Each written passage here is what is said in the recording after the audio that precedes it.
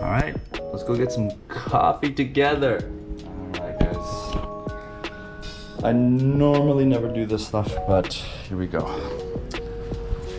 So this episode is brought to you by Plot Parts, my new email that I'm beginning. Newsletter is something that I've always wanted to do, and today is the day of the launch. Right. So first of all, let me tell you why this all made sense to me to talk about money for episode number 33, because I recently got an SD card for my GoPro so I can record longer videos, but it actually ended up creating corrupt files that I can't really process, and I got frustrated and couldn't really take the thing I wanted to do. What do you have? That's the little trusty steed. We're gonna go get some coffee and wonderful Sunday drive.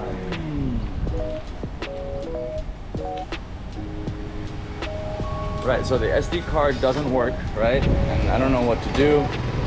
I go do all these coding stuff to recover some files. And I realized everything that we do, this camera, this bicycle needs repairs. This camera needs a repair. I'm gonna go get some coffee now. That's $1. Everything that we do is money. Money is oxygen, almost. Money is the way you can breathe in the economy that we've created for ourselves. If you don't have money, you can't afford this or that car or anything around you. So money is a necessary component to anyone's life. Alright, since we've established that, let's go take a little turny turn. A little magic brewy brew. Oh, that's delightful.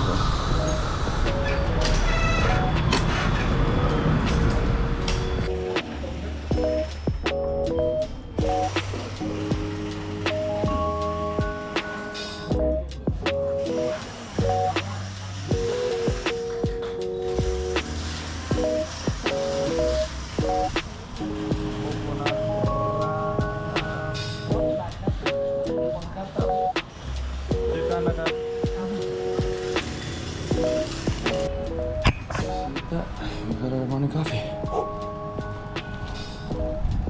So, as I was saying, everything in life requires money to operate. Rich people will tell you that money doesn't buy happiness, but it does make a lot of problems go away.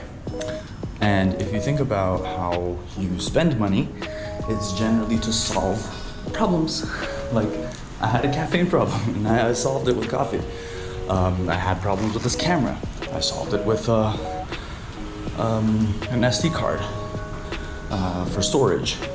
Didn't really end up solving the issue, but this is what I'm saying. You're motivated to spend money on things that will increase, solve problems or increase ease in your life. Okay? I'm putting you back there on the mountain. Hi. This is the studio. This is the podcast. This is what's behind the scenes. Hi. Episode number 33. Your host Fatih here. Hope you're having a wonderful Sunday. Let's get into it. Right. Today is a special day because we get to talk about money. Money, it's a hit.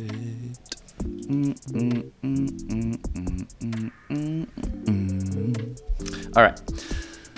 Have you been paying attention to news recently? I have, and it all sounds like a stage. It's like a theater. It's puppets. And they are carrying out some sort of play that we're watching, and none of it really matters. The only thing that matters is your own world, your own play, your own circumstances, and whatever's around you. But unfortunately, these puppets kind of create the environments that we kind of put ourselves in, right? And money is the underlying reality of everything. And we're going to be talking about this. So if you're asking me, oh, what are your credentials? Are you rich? Do you have a lot of money? What makes you the voice of authority for any of this? It doesn't. I don't have a lot of money. I haven't accumulated a lot of wealth.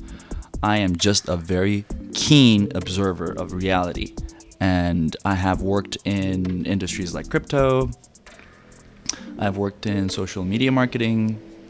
I worked in email marketing. I worked in language teaching, coffee selling. So I've been in different parts of the economy on the employee end. I haven't ran teams, I haven't owned businesses, but I've seen enough to make this video for you. Okay, so without further ado, let's get into it. So the first thing I want to talk about is the bullshit jobs. So David Graeber, I'm not sure if I'm saying his name right, but he coined this, not coined it, he argues that 70% of the jobs in the workforce are useless and unnecessary. So that would be a huge part of the pie, with only 30% of things that are useful. So the rest of this is to, for the lack of a better term, just justify inflation. Because in economies where your hard work or your 100,000 units of whatever currency should be, or like your gold stacks, it's a stupid little gold piece, let's make it, these are little silver coins, right? So these would, in normal stable economies, the value of these would increase over time, right? Your hard work, your units of things, but what we see is a rapid devaluation of anything, really. Because if, let's say we're running a restaurant, right? Let's say we're running a pizza business. All right, let's make a little bit of toppings over here. We got some pepperoni, whatever. Okay, so this is our pizza business, right? And if I want to buy flour today, like a box of flour, let's make a little box of flour. So this is flour.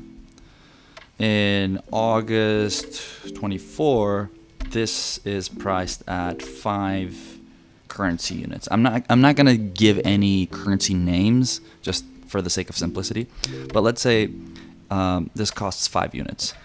In a lot of places in the world, such as Venezuela, Argentina, Turkey, the value of the currency will devalue over time. So when we hit January 25, the same block or the same flour is going to be worth 7.50. What changed? Did the flour get more quality? Did it grow in size? No.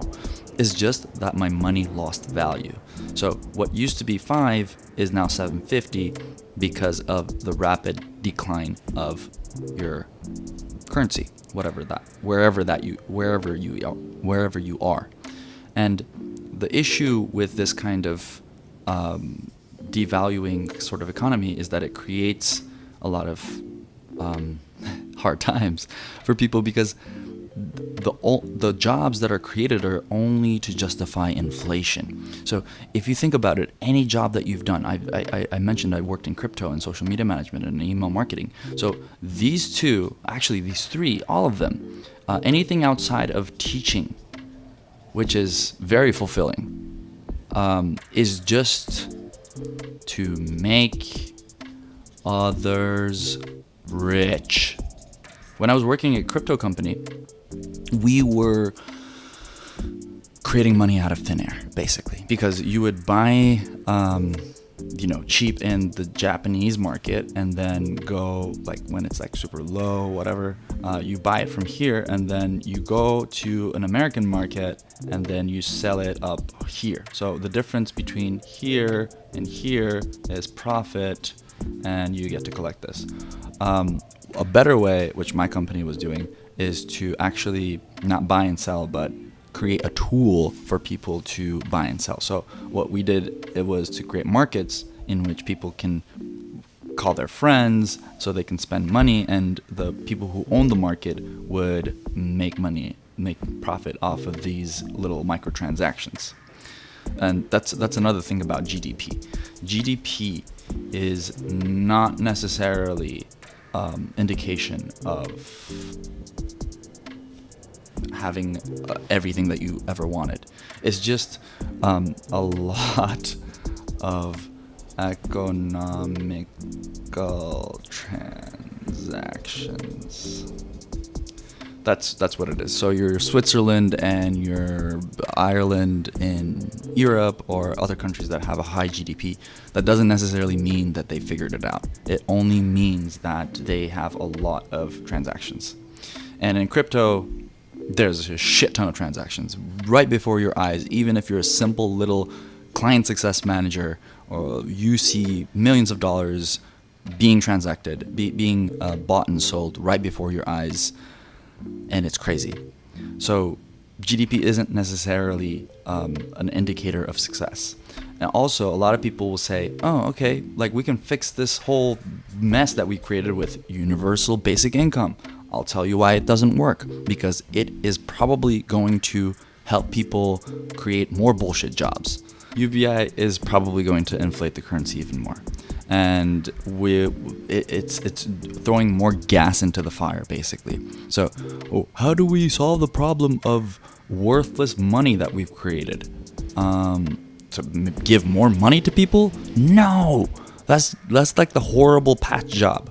We want to shift from worthless currency to hard stuff like gold and silver, freaking Bitcoin, which is limited.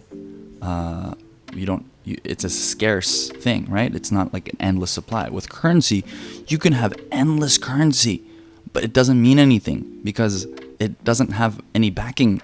They've abandoned the backing with gold in the 80s or whatever. So it's impossible for us to solve the money problem with UBI. It is probably going to just create more inflation. Basically, what Graeber is talking about here is, number one, many people perform tasks that are pointless.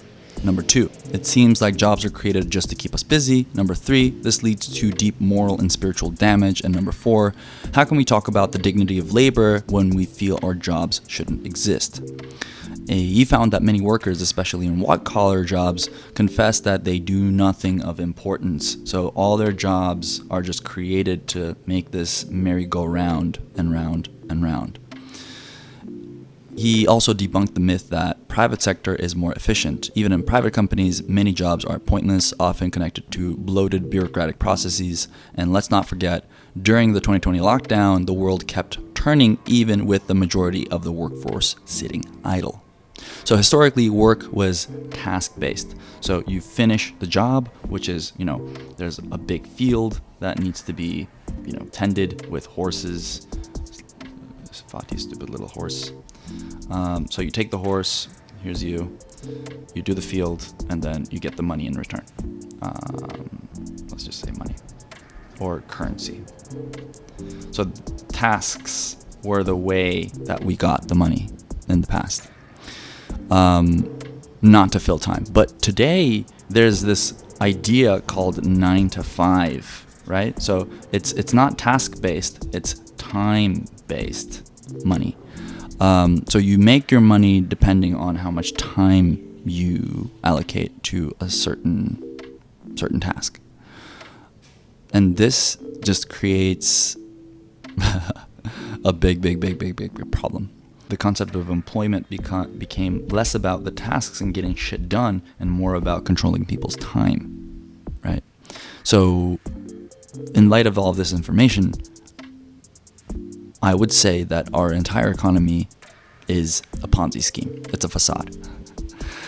Most jobs, like we mentioned, are meaningless. And what does that mean for the future? I don't know. But let's start asking more questions.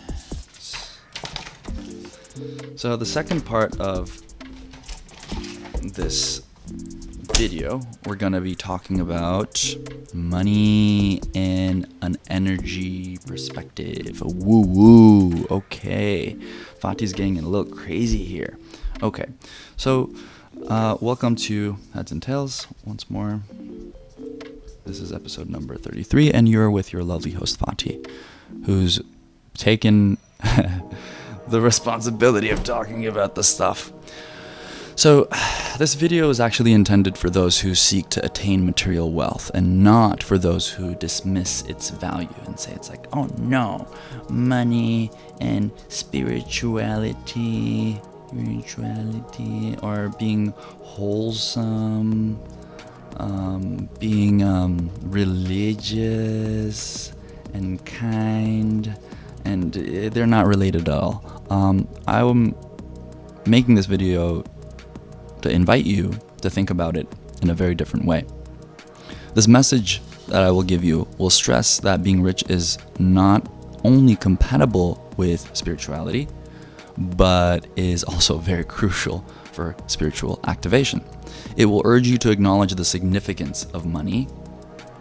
I mean, subconsciously, I made my friend Atakan made my logo as money. I told him to do that, but subconsciously, it's money. Cash rules everything around us. Really, it's like the underlying reality. So, this is for me as much as it is for anyone else who's watching. I'm just hoping that through recording this, voicing this, drawing things, the things that I talk about will permeate into my mental as much as it will permeate into yours. So let's just accept that we live in a society that money matters, right? So let's just skip the games of pretending like it doesn't. It's ridiculous to me when I hear spiritual people being like, "Ooh, I don't care about money." I know they're lying, because you have to care about money. What are you talking about? This microphone that is recording my voice and then putting it through the computer and processing it and making it into a video and then uploading it onto the YouTubes, and you finding it through your feed or whatever, or your friend shared it and then you're listening to it. This is all like the underlying reality of everything requires money. This camera, this pen, this book, this notebook, this computer, everything is just money. So let's just skip all the deceit and lies, especially when you know that this, like spirituality and religious and kindness is directly linked with money. A lot of people will say otherwise, but I'm here to prove it. So let's shake up the way you think about spirituality and wealth. We're talking about some high frequencies and some low frequencies, okay? So the most high frequency, like let's say the God mind, is, have you really tried to conceptualize what this high frequency is? It's not just some abstract idea. It's a little bit more of a frequency. It's not an idea. Think about it as an emotion. It's like love, right? You can tap into love in any given moment if you're willing, right? If you have someone that you love in front of you, or if you don't have someone, if you have yourself, or if you have a passion or something that needs to get done, you can either choose to do it with love or with hate or with fear. Those are the two main options, really, love and fear. So I'm just inviting you to take this abstract idea with drawings and stuff, and think about it in a more physical sense that applies to your life. So you see, in society, especially from an economical standpoint, we're stuck in what's called the survival paradigm. So this is how most of us were raised, constantly worrying about bills. Am I able to afford this? Am I going to buy new clothes?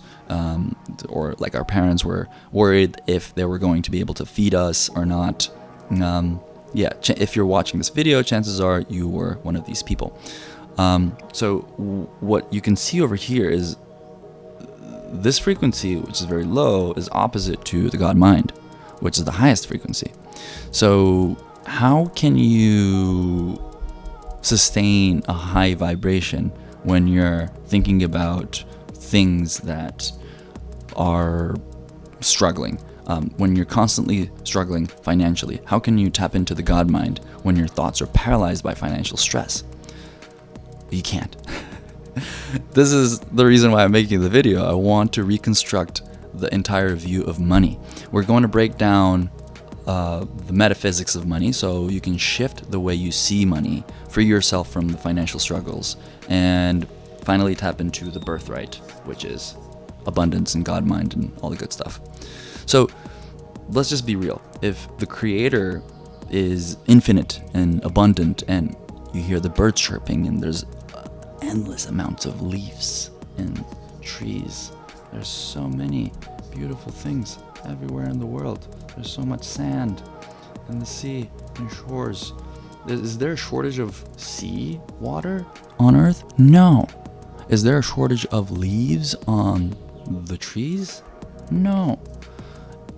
It's just your mind that is programming you to keep yourself in a very scarce, oh, it's not enough, oh, I'm so tired kind of mindset, right? So if we're aligned with the Creator, the source, then we shouldn't have any issues with resources or having something enough or not enough. So there's no reason why there should be a shortage of funds or material wealth in your life, if we're thinking about it in terms of nature as the source and the Creator, the God mind, having an abundance of resources to create everything that we know. So for this, we need to look at money as energy, right? So let's just write energy. What is energy? That's energy, right? That was a vibration that boom, it just created the sound, the motion, the potential energy in my hand, which is high up here. When it hit the ground, it turned into kinesthetic energy, and then it made a sound and it vibrated, and you heard it through the microphone recording the sound and the vibration, right? So money isn't any different. Money is the same thing. Like we mentioned, money and spirituality are told to be non-compatible with each other. But I want to invite you to think about all these major religions like Christianity, like Islam, like Buddhism. So Jesus, Muhammad, peace be upon all of these amazing figures, Buddha. So all these three people were either born into wealth or they brought wealth wherever they went, right? So money is indeed very much so connected to spirituality. So, and I want to change the way a lot of people think about this spirituality stuff. It's just a way of explaining the unseen. That's how I see it. We can't make rational depictions or descriptions about what we know of through things that we know. That's a hard way to... We cannot make sense of the reality around us. Therefore, we need to go to metaphysical stories that help us grasp the reality which is underneath. But what I'm telling you is, through this video, I hope it will go through, is that this energy is unseen. So this money that we're talking about is this unseen building block, unseen oxygen of the reality around us. And it is very, very much so deeply connected to emotions.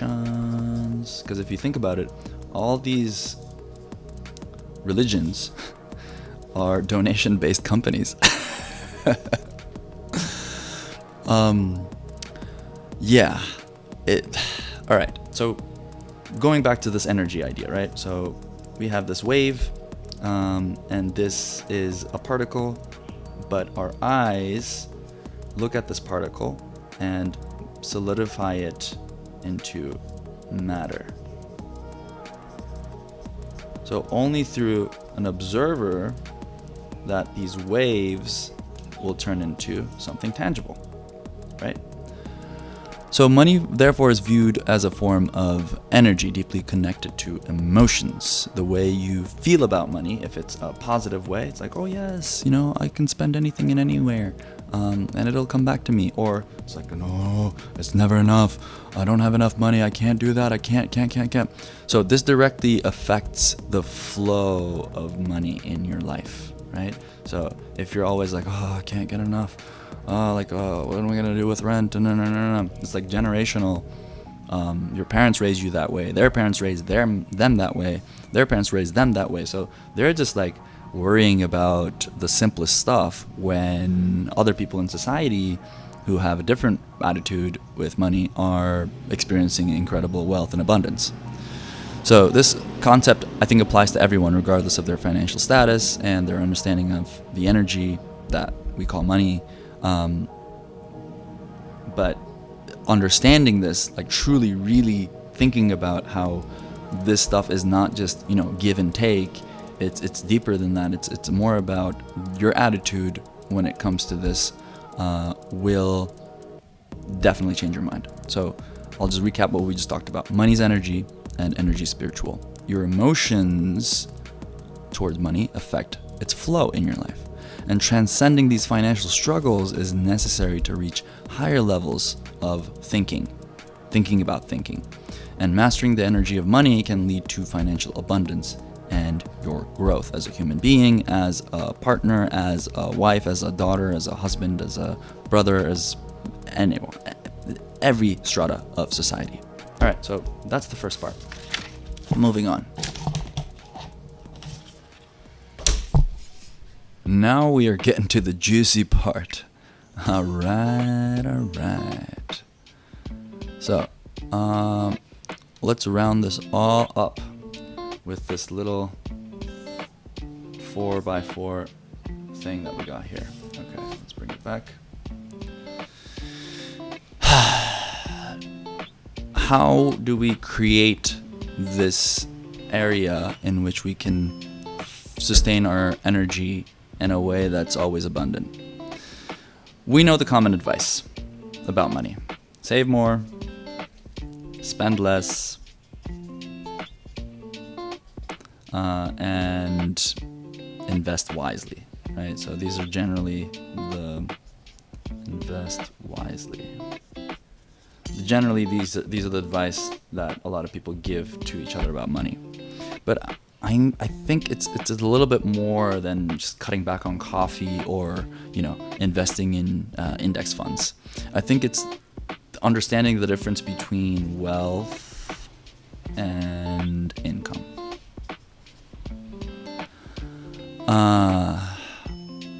I think the difference between wealth and income is this is what you earn, and this is what you keep. Okay? So the first step is not to just make enough money, not to earn enough money. It's more about learning how to save and keep that money more wisely.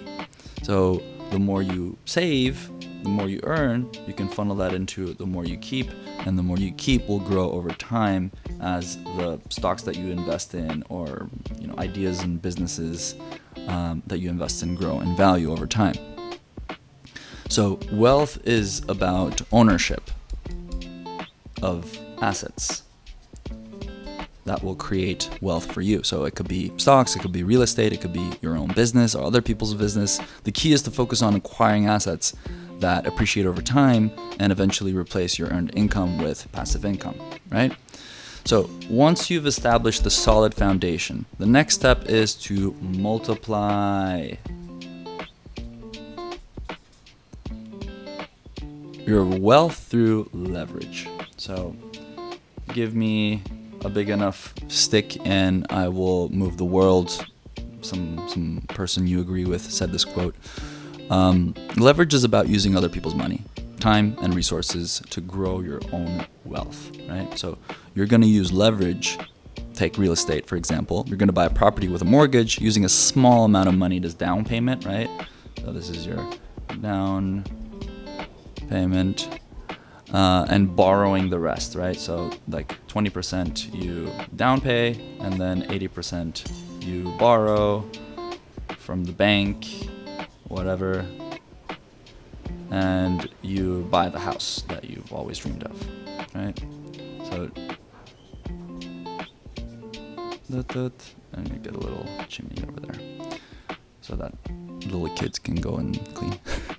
Anyway, so you bought this real estate by borrowing some of the money and then putting down a little bit of the money. So as the property appreciates and your tenants pay down the mortgage, your equity in the property grows. So this is the power of leverage at work. It also applies to time and effort by building systems and processes. You create multiple efforts that create exponential growth, right? So that means using AI, hiring a really skilled worker, having a better way of managing tasks is also another form of leverage. Let's write leverage over here. So technology, like I mentioned, managing your tasks better will allow you to achieve more with less effort. But this is a double-edged sword. It can amplify your gains, but it can amplify losses. So be careful with leverage. I have friends of my dad who risked their kids' school money and then lost everything and then killed themselves. Well, killed their family first and then themselves later. So be careful with this. Number 3, the importance of reputation and branding. So this is kind of the most valuable asset that you have. Because in today's world, your personal brand can be as important as your company's brand. People do business with people that they know and they like and they trust, right? So I know you, I trust you, I like you means money. Because it's long-term business, right? Do you want to only sell these pens for 5 years of your life and then shift into freaking hair care products or whatever? It really branding is the way you do business forever in your life, by establishing knowledge and trust and favor from people that you want to work with. That's the only way that you will have sustained sort of business. When people see your brand, they should immediately associate it with value. Whether it's entertainment, whether it's comedy, whether it's knowledge, whether it's anything, whatever you do, your brand, when people see your brand, it should be associated with value. And this association doesn't really happen overnight. It takes time and it takes consistent effort. I've been doing this podcast for 9 months. I'm not giving 100%, but that's what I get, right? Like you get what you give. And that's my experience. But consider brands like Louis V, right? I'm not a component of fancy brands. I think it's just like signaling some sort of status to other people, but they associate their products with celebrities and high status people. So this makes their customers feel like they're a part of an exclusive club, and everyone loves the exclusivity, right? The VIPs, backstage access, all that. The same principles apply to any brand, whether it's a luxury handbag or a business service or an Instagram page that you collect art. People buy based on the value that they perceive, and the value is often tied to your reputation. So Louis V means reputation. But also one needs to be careful with, just like with leverage, one bad decision can ruin years of goodwill. Brands drop celebrities who make mistakes, like Kanye with Adidas deal, right? Because they don't want to be associated with this negative behavior. The same goes for your personal brand. So you have to protect it at all costs. The last part, we're getting into compounding. I think compounding is the most powerful force in the universe. I think Einstein said that. It's a process where your money grows exponentially over time as it earns interest on both the principal and the accumulated interest. So it's not just gaining money from where you put it, but it's also gaining money through accumulated interest. So the longer your money you let your money compound, the more it grows. So you will have like programs in banks where you can keep your money for 30 days and you'll get X percent of return. If you keep it for 3 months, you'll get a higher percentage. If you keep it for 1 year, you'll even get a higher percentage. If you keep it for 5 years, you'll even get a higher percentage, right? So the longer you're patient, the bigger the reward is. And the same principle applies to your efforts and your business life. The value you create today can compound over time, leading to exponential growth. But this only works if you have a long-term perspective and don't interrupt compounding processes. So patience is key. The wealthiest people in the world understand they don't get rich overnight. They build their wealth over decades, 10 years, 20 years, 30 years, over time, right? And it's not just about accumulating money. It's about enjoying the journey. Enjoy the process. Yes. It's about enjoying the business, the relationships, the health that is around completing the process, right? It's about staying in the game. The goal is to keep growing and improving over time, sharing whatever you learn along the way with people in hopes that they will help other people to help grow. At the end of the day, the point of the game is to play the game. Wealth, success, happiness are not destinations, they're just processes. And the best way to enjoy your wealth is to find purpose in what you do.